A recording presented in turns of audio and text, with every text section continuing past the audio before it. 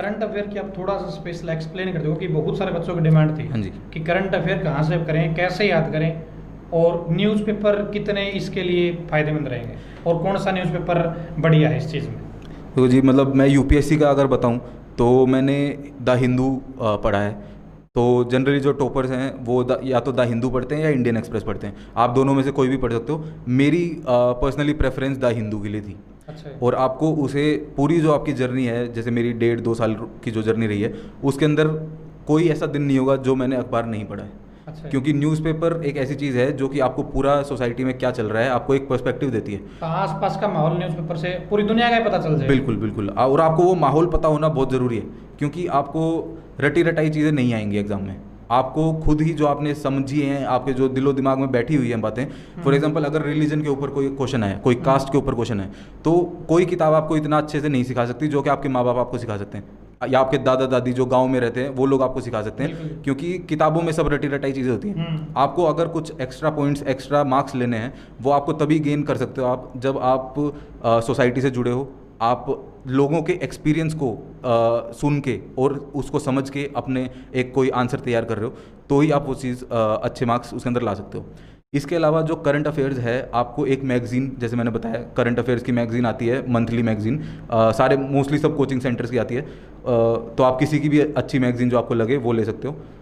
उसके साथ में कोई जो आप कौन सी पढ़ते थे? मैं विजन की करंट अफेयर्स की मैगज़ीन आती है, विजन आईएएस कोचिंग सेंटर है दिल्ली में। अच्छा। तो उसकी एक मंथली मैगज़ीन आती है। जैसे अगर सितंबर की मैगज़ीन आनी है तो वो 15 अक्टूबर के आसपास वो निकाल देते हैं। तो सबसे पहले मैं वो जाके मार्केट से वो प्रिंट आउट कराता था। 90 पेज की आसपास की वो मैगज़ीन होती है। तो कम से कम 2 या 3 दिन में सिर्फ उस मैगज़ीन को ही देता था कि आपको रोज़ 30-30, 40-40 पेज पढ़ के वो मैगज़ीन ख़त्म करनी है, 2 बार पढ़नी है, 3 बार पढ़नी है। क्योंकि उसके अंदर वो टॉपिक वाइज दिया होता है सब कुछ। पॉलिटी है, इकोनॉमी है, इंटरनेशनल रिलेशन है, ज्योग्राफी, एनवायरनमेंट, सिक्योरिटी, एथिक्स, सब कुछ उसके अंदर कवर होता है। और वो, लेकिन आपको वो चीज़ है, वो एक एड ऑन है।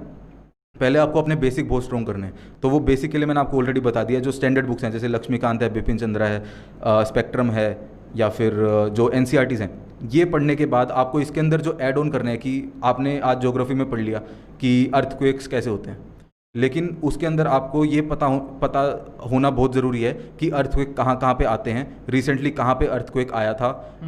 जैसे अपने इंडिया में, दिल्ली में, आसाम में, या फिर जो जम्मू कश्मीर है, वो एरिया अर्थक्वेक प्रोन है।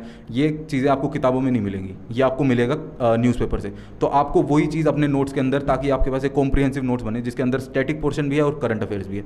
तो ये बनाना बहुत ज़रूरी है। एक बच्चे का कमेंट ये था, करंट अफेयर मतलब 1 साल के पढ़े या फिर पीछे तक की पढ़े हुए, 2 साल की, 3 साल की?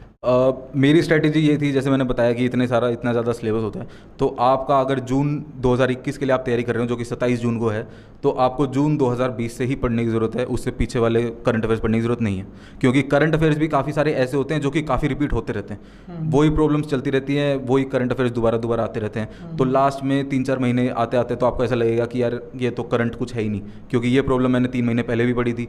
फॉर एग्जाम्पल, कहीं ना कहीं जिक्के बन जाओ बाद में। बिल्कुल बिल्कुल, करंट अफेयर जिक्के बने। बिल्कुल बिल्कुल। जैसे कोई विमेन एम्पावरमेंट का कोई टॉपिक है, वो एवरग्रीन है, और ऐसे के अंदर वो आता ही आता है, चाहे वो यूपीएससी हो, चाहे वो कोई और एग्जाम हो। चाइल्ड लेबर है, एनवायरनमेंट का है, क्लाइमेट चेंज का है, ये बहुत ये टॉपिक्स हैं ऐसे जो करंट अफेयर्स भी हैं, लेकिन साथ ही साथ स्टैटिक भी बनते जा रहे हैं, क्योंकि इतना सब कुछ इनके ऊपर लिखा जा चुका है। तो आपको वही करना है कि करंट अफेयर्स का आप एक सोर्स रखो, बाकी जो आपका स्टैटिक पोर्शन है उसको उसमें ऐड करते रहो, ताकि आपके पास एक कॉम्प्रिहेंसिव नॉलेज बेस बन जाए।